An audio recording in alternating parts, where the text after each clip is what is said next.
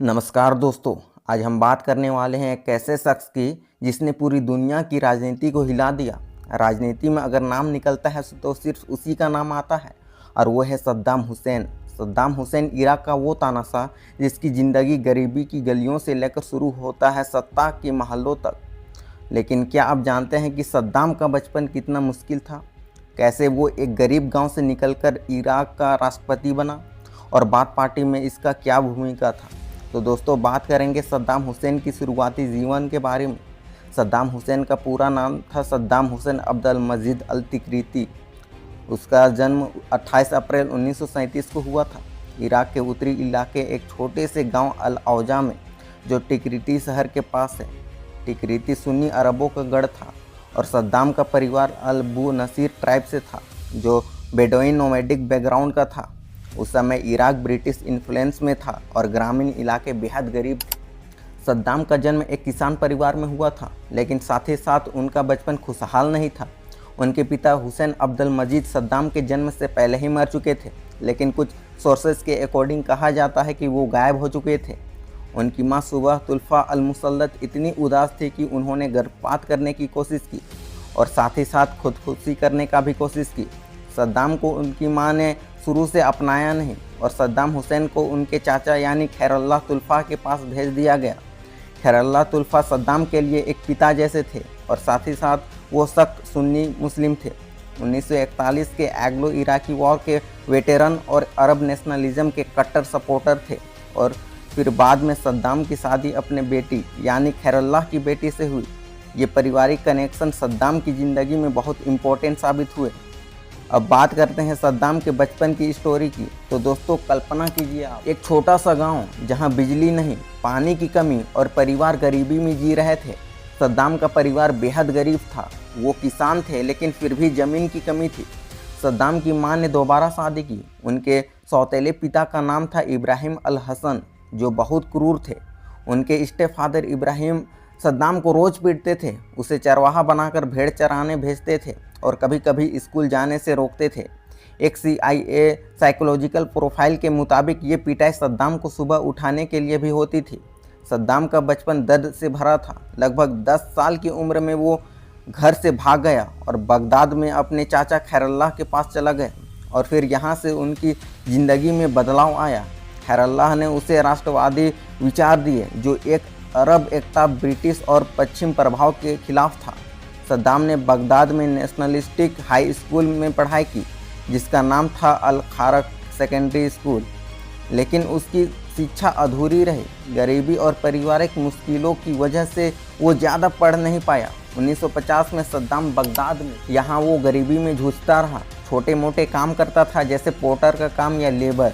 कहा जाता है कि छोटी मोटी चोरियां भी कर लेता था ताकि गुजारा चले। उसका परिवार ट्राइबल था, इसलिए कभी कभी ट्राइबल झगड़ों में भी शामिल हो जाता था। एक बार तो उसने हत्या करने की भी कोशिश की, लेकिन वो बच गया। शिक्षा की बात करें तो सद्दाम ने 1950 के लास्ट में कैरोलो स्कूल में एडमिशन लिया, लेकिन 1962 से लेकर 63 के बीच पढ़ाई अधूरी छोड़ दी। बाद में 1963 में बैथिस्ट के सत्ता में आने पर उसने बगदाद लॉ कॉलेज में पढ़ाई जारी रखी, लेकिन फिर राजनीति में उलझ गया। यानी सद्दाम की शिक्षा फिर एक बार रुक गई थी, लेकिन वो खुद को एक शिक्षक के रूप में देखता था। उसके बाद गरीबी, एब्यूज़, परिवार से अलगाव, ये सब सद्दाम को एक सख्त और महत्वाकांक्षी इंसान बनाते गए। उसके बाद उसके चाचा के प्रभाव से वो नासर के पैन अरब नेशनलिज्म से इंस्पायर हुआ, जो मिस्र में चल रहा था। ये बचपन की कहानी है जो सद्दाम को राजनीति की ओर ले जा रही थी। राजनीति में कदम रखने से पहले सद्दाम की ज़िंदगी साधारण के साथ साथ मुश्किल भी था। 1950 के दशक में बगदाद में आकर वो छोटे मोटे काम करता था। वो एक चरवाहा था, बचपन में भेड़ बकरियां चराता था। बगदाद में वो और जॉब्स करता था, जैसे सामान ढोना या छोटी मोटी दुकानों पर काम करना।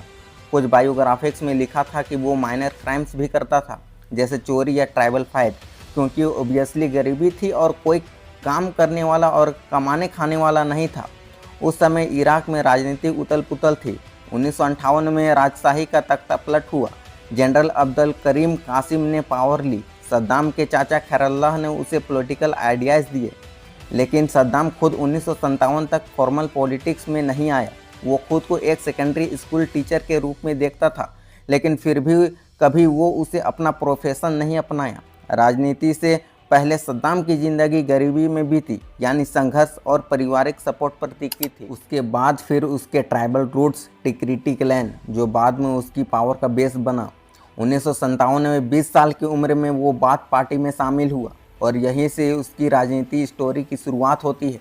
सद्दाम का राजनीति में प्रवेश 1950 के दशक के लास्ट में हुआ था, उस समय जब इराक में पैन अरब नेशनलिज्म का जोर था। सद्दाम पॉलिटिक्स के प्रति इंस्पायर्ड हुआ था जमाल अब्दुल नसीर, जो इजिप्ट का रहने वाला था। सद्दाम के चाचा खैरुल्लाह बाथ पार्टी के सपोर्टर थे, जो सीरिया में शुरू हुई थी और अरब यूनिटी सोशलिज्म पर फोकस करती थी। 1957 में सद्दाम ने बाथ पार्टी ज्वाइन की, जब इराक में पार्टी के मेंबर 300 से भी कम थे। उसका पारिवारिक कनेक्शन, यानी उसके चाचा और बाद में उसके रिश्तेदार अहमद हसन अल बकर, जो बाथ पार्टी के लीडर थे, उसने उसे पार्टी में एंट्री दी। 1958 में इराकी रिवॉल्यूशन हुआ, जब कासिम ने किंग फैसल II को उखाड़ फेंका।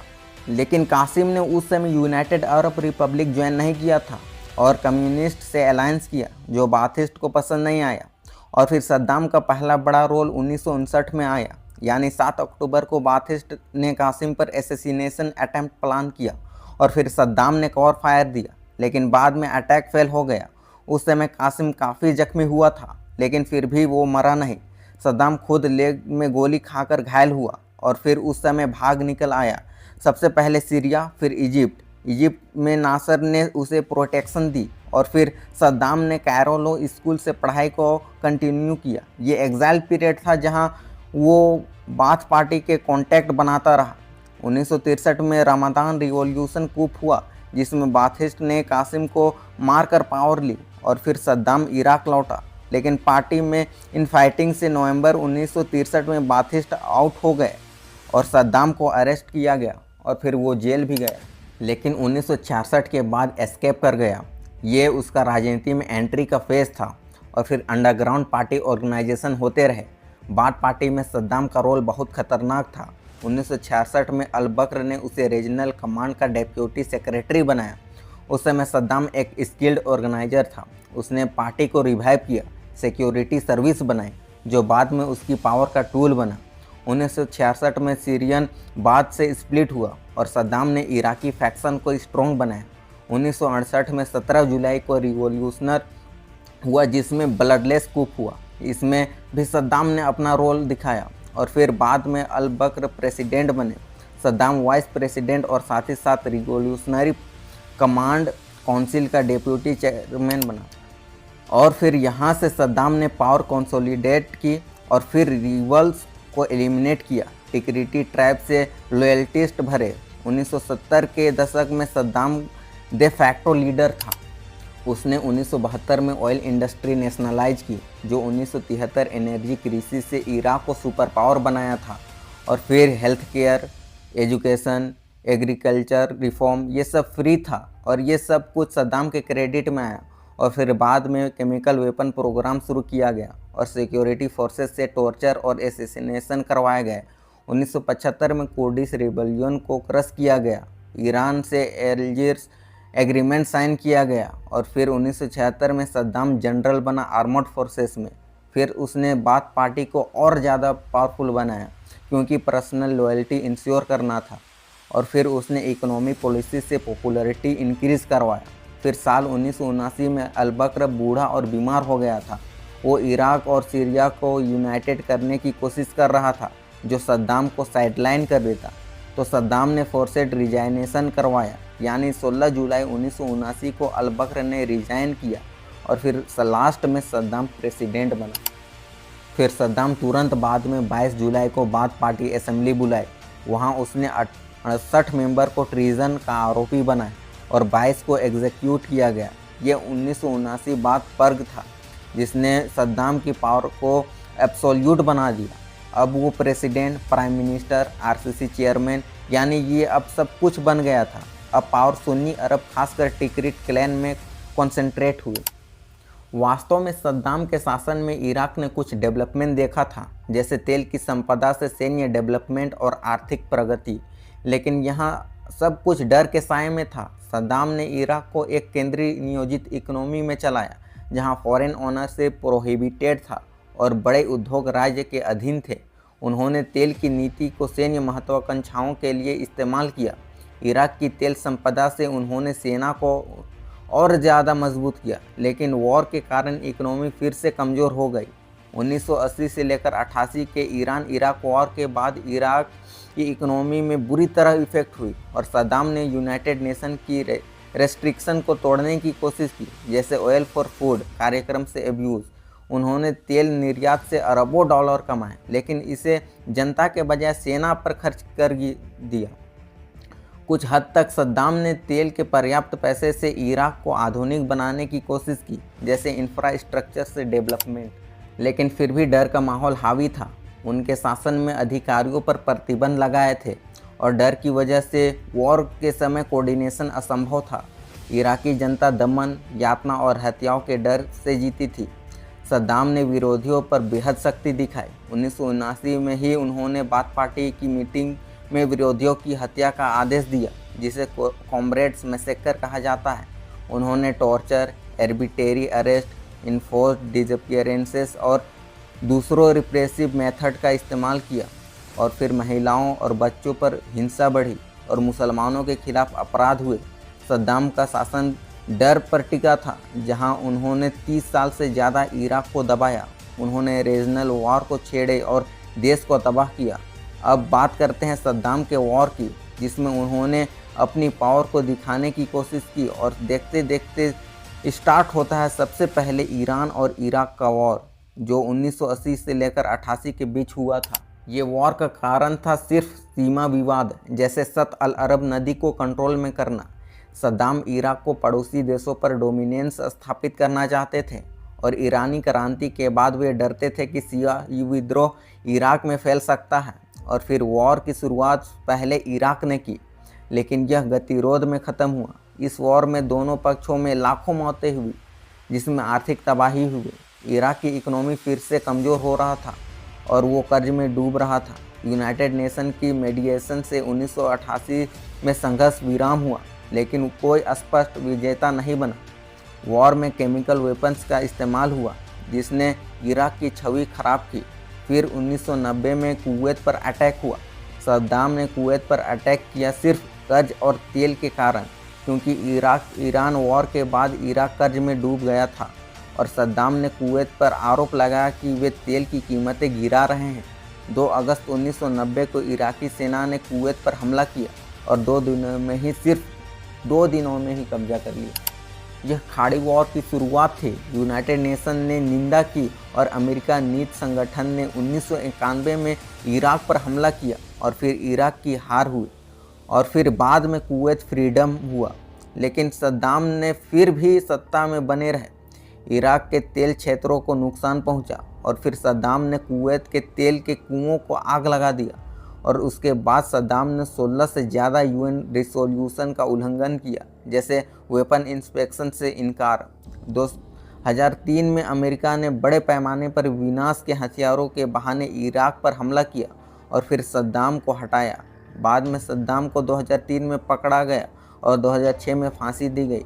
यह टकराव प्रतिबंधों, वॉर और सद्दाम की जीत से बढ़ा था। उसके शासन के बाद पार्टी ने हिंसा, हत्या, यातना, मनमाने गिरफ्तारियां और जबरन गायब करने का इस्तेमाल किया। इराक का ह्यूमन राइट रिकॉर्ड दुनिया में सबसे ज़्यादा खराब था, जहां गुप्त पुलिस राज, आतंकवाद और सामूहिक हत्याएं आम थी। कुर्दों और शियाओं पर नरसंहार हुआ, जैसे 1980 से लेकर 90 के दशक में लाखों की मौतें हुई। सद्दाम ने 20 साल से ज़्यादा इराकी जनता को यातना दी। इराकी जनता दमन में जीती थी, लेकिन कुछ विकास भी हुआ। सद्दाम ने तेल से सेना बनाई, लेकिन वॉर ने इकोनॉमी को तबाह किया। कई इराकी सद्दाम को घृणा करते थे, लेकिन कुछ अरब उन्हें पश्चिम के खिलाफ मजबूत नेता मानते थे। 2003 के बाद इराक में लोकतंत्र आया, लेकिन संघर्ष जारी था। ज़्यादातर उन्हें तानाशाह मानते थे, जो डर से शासन करता था। मीडिया ने उसे राक्षस के रूप में चित्रित किया, जैसे WMD के झूठे दावों में। लेकिन कुछ इतिहासकार और अरब उन्हें देशभक्त कहते हैं, जो पश्चिम के खिलाफ खड़े हुए। जब अमेरिका और इराक के बीच वार हो रहा था, उस समय उस वॉर के दौरान सद्दाम भूमिगत हो गए और फिर अमेरिकन मिलिट्री ने इराकी मिलिट्री को जल्द ही हरा दिया। उसके बाद विद्रोह शुरू हो गया। सद्दाम के शासन का अंत अप्रैल 2003 में हुआ, जब उनकी मूर्ति गिराई गई थी। 13 दिसंबर 2003 को अमेरिकन मिलिट्री ने ऑपरेशन रेड जोन में सद्दाम को पकड़ा। वे अद्दौर शहर के पास एक फार्म हाउस में छिपे थे, जो टिकरिट के करीब था, जो उनका गृहनगर था। सद्दाम एक छोटे से छेद में छिपे थे, जहां एक छोटा सा कमरा था, और फिर अमेरिकन मिलिट्री ने उन्हें दाढ़ी बढ़ी हुई हालत में पकड़ा, साथ में एक पिस्तौल और $7,50,000। सद्दाम ने कहा कि मैं एक इराक का प्रेसिडेंट हूँ और मैं बातचीत करना चाहता हूँ।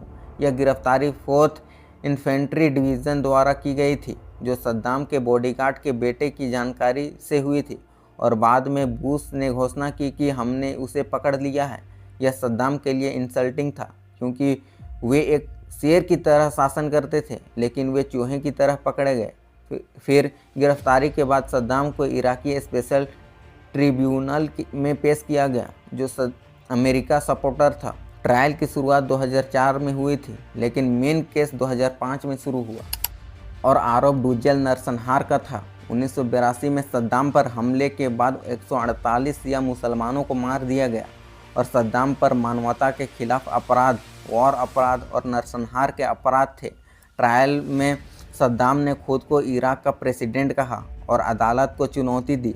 फिर उन्होंने कहा, यह अमेरिकी कब्जे वाली अदालत है, मैं इसे नहीं मानता। और फिर ट्रायल में कई विवाद हुए। फिर जज को चेंज किया गया, वकीलों की हत्या की गई और फिर सद्दाम ने भूख हड़ताल की। 5 नवंबर 2006 को सद्दाम को फांसी की सज़ा सुनाई गई थी और साथ ही साथ अपील खारिज हुई। और 30 दिसंबर 2006 को सुबह 6 बजे बगदाद में सद्दाम को फांसी दी गई। फांसी के समय सद्दाम ने कुरान पढ़ा और कहा, अल्लाहु अकबर, फ़िलिस्तीन हमारा है।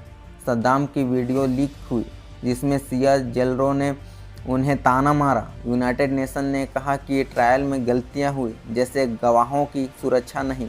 सद्दाम की मौत से इराक में कम्युनल हिंसा बढ़ी। क्या दोस्तों, सद्दाम हुसैन सच में तानाशाह थे या सिर्फ एक मजबूत राष्ट्रवादी नेता? क्योंकि इस वीडियो में सबसे बड़ा क्वेश्चन यही है। तो सद्दाम हुसैन ने इराक को आधुनिक बनाया, जैसे शिक्षा, स्वास्थ्य और बुनियादी ढांचे में उन्होंने सुधार किया। उन्होंने अपने देश को डेवलप करने के बारे में सोचे। उन्होंने लोगों को एक अच्छी एजुकेशन देने के बारे में सोचे। लेकिन अमेरिकन या दूसरे लोगों के अकॉर्डिंग वे क्रूर थे, विरोधियों को मारते थे, कुर्ड्स पर गैस हमले किए। बहुत से लोग उन्हें राष्ट्रवादी कहते हैं क्योंकि उन्होंने अमेरिका और इजराइल का विरोध किया। लेकिन कुछ एक्सपर्ट उन्हें तानाशाह मानते हैं, जिन्होंने लाखों लोगों को मारा। उनके परिवार ने भी उन्हें क्रूर कहा। दोस्तों, अगर देखा जाए तो कुछ लोगों के लिए वो एक हीरो जैसे थे और कुछ लोगों के लिए एक क्रिमिनल। जैसे एग्जाम्पल में कुछ अरब उन्हें हीरो मानते हैं क्योंकि उन्होंने पश्चिम पर सामना किया और फ़िलिस्तीन को सपोर्ट किया। लेकिन शिया और कुर्ड्स उन्हें विलेन कहते हैं। पश्चिम में उनको गुंडे जैसे मानते हैं, लेकिन जॉर्डन जैसे देशों में उन्हें याद किया जाता है। धन्यवाद।